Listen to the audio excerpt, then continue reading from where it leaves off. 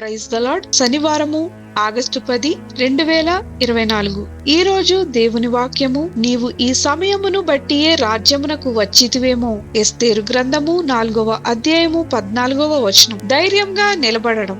భారతదేశ చరిత్ర మహిళల పట్ల జరిగిన అనేక నేరాలను నమోదు చేసింది.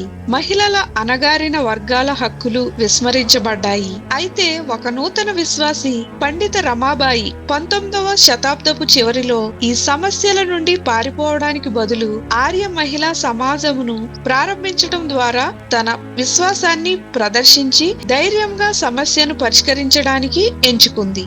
ఎన్నో అడ్డంకులు, బెదిరింపులు ఆమె మార్గంలో ఎదురైన మహిళల విద్య విముక్తి కోసం ఆమె అలసిపోకుండా కృషి చేసింది.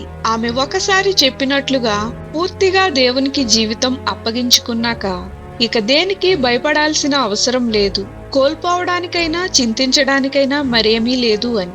ఎస్తేరు పారసిక రాణి తన ప్రజల జాతి సామూహిక సంహారానికి అధికారం ఇచ్చే చట్టానికి వ్యతిరేకంగా మాట్లాడడానికి సంకోచించినప్పుడు ఆమె మౌనంగా ఉంటే ఆమె మరియు ఆమె కుటుంబం తప్పించుకోలేరని, తప్పక నశించుదురని ఆమె పినతండ్రి హెచ్చరించాడు. ధైర్యంగా నిలబడవలసిన సమయం వచ్చిందని మొద్దుకై తెలిసి కొనిన వాడై ప్రశ్నించాడు, నీవు ఈ సమయమును బట్టియే రాజ్యమునకు వచ్చితివేమో. అన్యాయానికి వ్యతిరేకంగా మాట్లాడడానికి లేదా మనకు బాధ కలిగించిన వారిని క్షమించమని పిలువబడిన సవాలుతో కూడిన పరిస్థితులలో దేవుడు మనలను ఎప్పటికీ విడిచిపెట్టడు లేదా ఎడబాయడని బైబిల్ హామీ ఇస్తుంది.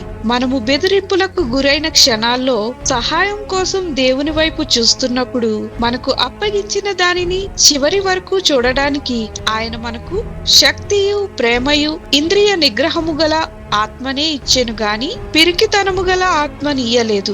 దేవుడు నిన్ను ఏమి చేయమని కోరవచ్చు?